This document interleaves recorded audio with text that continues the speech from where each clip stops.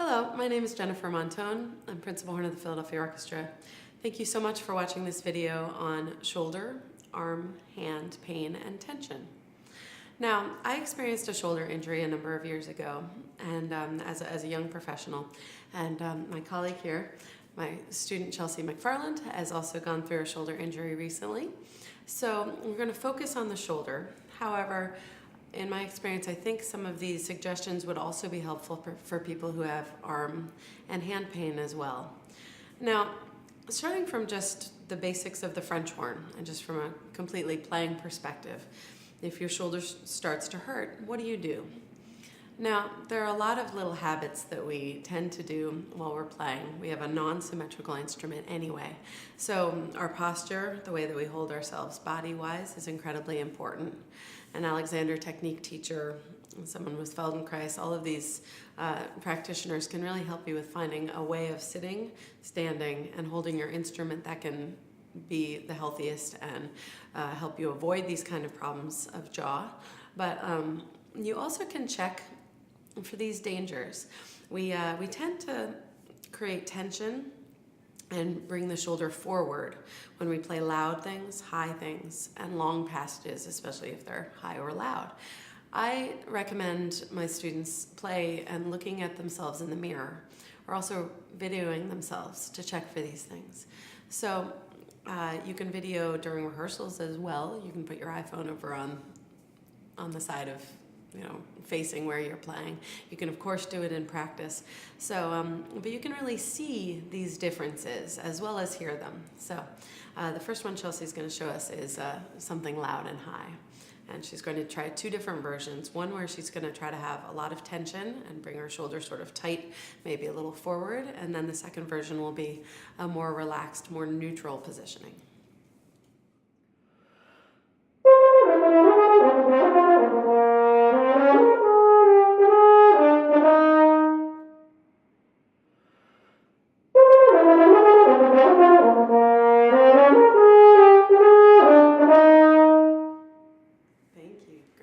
So you'll notice that in the more tense version, there was a lot more movement of the shoulder.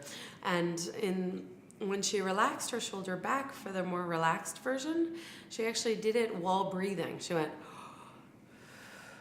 Now we can reset our bodies very easily with any body tension that we feel as soon as we notice it. So really a huge key first step is to notice any tension you might have. That goes for neck, that goes for shoulder, arm, anything.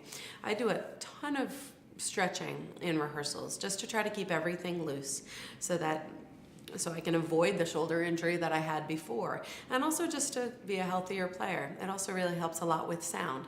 So the second thing that we can be a little bit careful of is something I call stirring the soup or kneading the bread. I tend to stir the soup, which is go sideways this way when I play. I tend to express in that way. Some people also express sort of forward with your shoulder.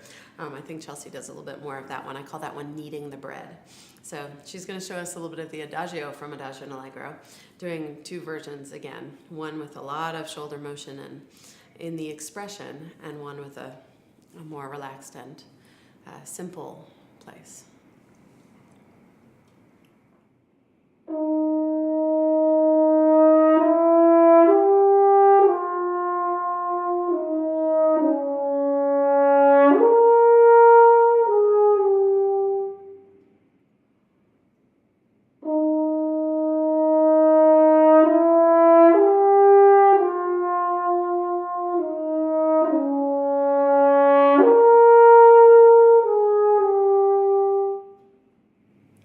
Thank you.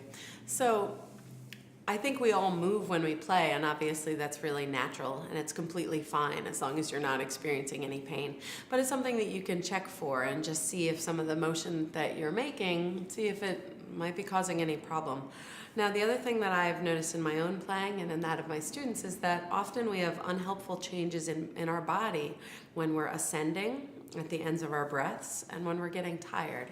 I know that when I ascend and especially when I crescendo and ascend at the same time, I move my neck out this way. I kind of go up, kind of look a little bit like a duck. So it's constant for me to try to retain a little bit of sort of the tree pose, the yoga tree pose, where you're just straight up and down. It's a very Alexander technique kind of concept, and it's hard to maintain when you're actually playing and you're getting into what you're playing, but you can at least circle back to it when you rest in between phrases. So it's something to watch for, especially in your mirror if you're experiencing shoulder problems. Now, apparently, core strengthening and body work is really, really helpful for shoulders. Strangely enough, your core, meaning your stomach and your back and the muscles of around your spine. So for whatever reason, those big muscles being nice and strong, your spine being nice and straight can help you not put so much strain on your shoulder. So the body workers of Pilates, physical therapy, yoga, all of those practices can help immensely with your core strength. Now, for the actual shoulder itself, Rolfing, Feldenkrais, physical therapy, and Alexander technique can be very helpful. My colleague who has a shoulder problem this year said Rolfing was the thing for him. You can try a lot of things, see what helps. Now, for the tension part, the emotional and the mental tension part of it that can seep into our shoulder, or any other body part, honestly. We all hold tension at different places. Meditation, Buddhist teachings, the Tao Te Ching, yoga, and all kinds of massages are great for those. Now, another thing that I recommend in general anyway, but especially if you're having any pain in your arm or your shoulder, is trying different practice groupings. You can start very conservatively with 15 minutes of playing on and then a whole hour off, where you do other musical projects. You can listen to recordings with a score. You can do any kind of comparative listening. We'll talk more about musical projects in the jaw video. And then you can increase it to where you're doing 10 minutes of playing and then 10 minutes of rest. And if you practice that way, you let your body reset. It's very important with these physical things to use your breath and use a little bit of gentle stretching and a little bit of mindful body awareness to let your body sort of reset itself back to its kind of more neutral, more gently relaxed placement. Horn playing really riles us up physically, emotionally, in all regards. So another thing that's helpful is to practice everything that you do in very short spurts with great body awareness, so that the split second your shoulder or your arm engages with tension, you notice and you stop and you rest and you reset, mentally reset your body. We actually have a lot of control with our brain, and we can actually send information down saying, body, relax now. That's what a lot of the meditations are based on, is breathe in, feel the tension, breathe out, release the tension. So you can do that, and it's actually incredibly helpful then for auditions and stressful performances as well. So it's a tool that you'll use throughout your whole career. So it's helpful to practice it in these settings. So as Chelsea has been recovering from her shoulder injury this year, she's found it very beneficial to use both heat and ice, also ibuprofen for swelling. Now, after ibuprofen, you need to contact your doctor about other medicines, but there's a lot that they can do to help with this. Now, as far as heat and ice go, a lot of people have preferences between the two. You can just experiment with it and see what helps you. Chelsea has a really neat gadget here that she's found very helpful, which is a compression ice pack. She's going to show us how to use it. So there's ice inside, and you can just keep this in the freezer. And then, once you wrap it around,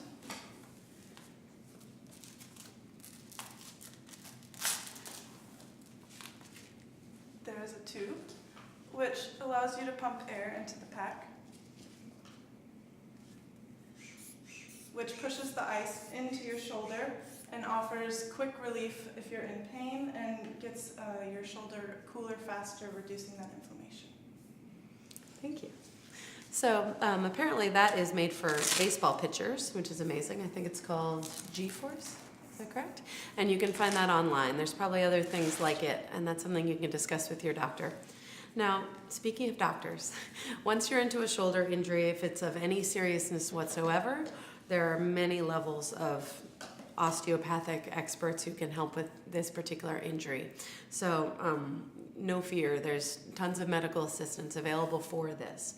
Now, when I was working with a physical therapist on my shoulder injury, which was not very severe at all, was just a little bit, and the physical therapy helped, she did something where she hooked me up to a computer with electrodes and had me try different ways of holding my instrument.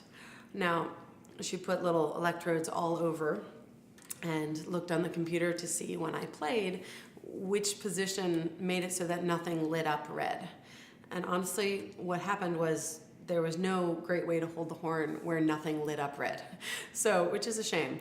But what she recommended, and what has helped me a lot since, is that variety can help. How much you twist your body this way can vary. How much you put up your arm or not can vary. Now, how forward your shoulder is, how back, they're all variables. So if I start feeling at all achy or at all stiff, I just shift a little bit what I'm doing, different muscles engage, and then that can sort of help, again, if it's a low-level type of injury.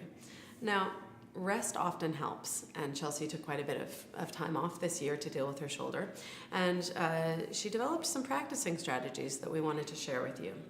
And so first she's going to show you playing on the natural horn, holding her horn with her right hand so that you don't even engage the left shoulder at all. Most of us that have shoulder injuries as a horn player, it's usually your left shoulder. So you can play on the natural horn very well and at least be playing a little bit, keeping your face in shape a little bit as you practice all of the basics of horn playing.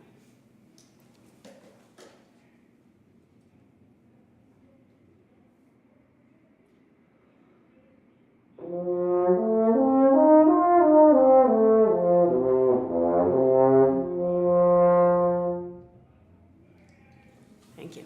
You can play natural horn pieces. Everything from the classical era is great for that. She did some of that in our lessons this year. And you can, of course, do all of arpeggios and a lot of basics that way, a lot of flexibility exercises that are all in one harmonic series.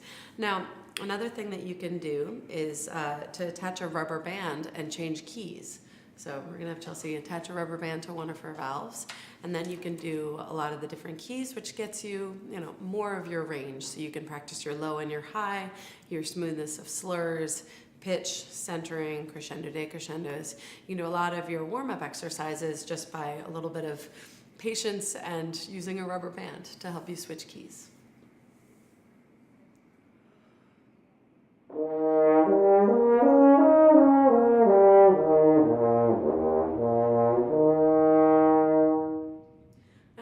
Chelsea took a really nice breath and she smoothly connected her notes. So especially if you are doing something kind of different, these exercises are a little bit awkward, they're different, and it would be easy for us to just do them without all of the basic good habits, but it's incredibly essential, incredibly important to actually take good breaths, to smoothly use your air, especially if you're doing something uncomfortable. That actually is a habit that then seals in good habits later on. So a lot of performing on the French horn tends to be a little uncomfortable. We're nervous, our face doesn't feel quite right. So if you seal in these great habits of no matter what I'm doing, if the horn is on my face, I take a great breath, I smoothly, use my air, I use my stomach to support, I subdivide, I phrase. All of those things can help you as you deal with these injuries, but also obviously with the rest of your career as well. Now, sometimes it gets very frustrating when you're going through an injury and you're trying to take it easy and you're doing a lot of basics and not a whole lot of music. So if you're having a shoulder injury or any other injury and you desperately want to play something, you can always sing things. You can always play things on the mouthpiece.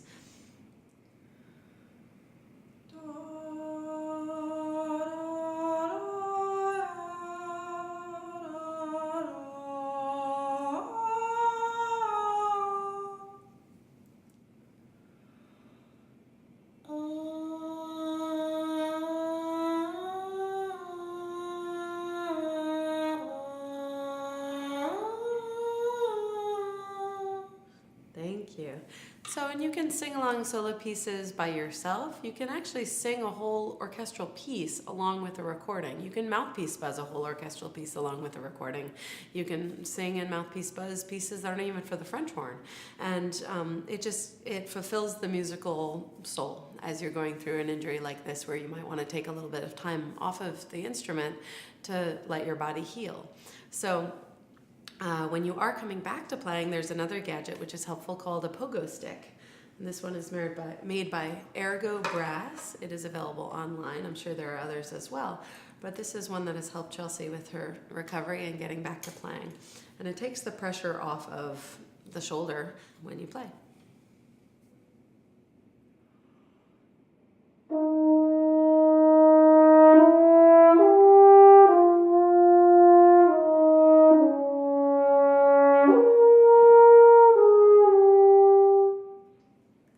Thank you. So it also helps you not move too terribly much while your shoulder is healing. So supplementing practicing with all of the musical growth projects is very special and a good way of using your time, especially if you're a student or a performer who is used to spending a lot of time with the instrument.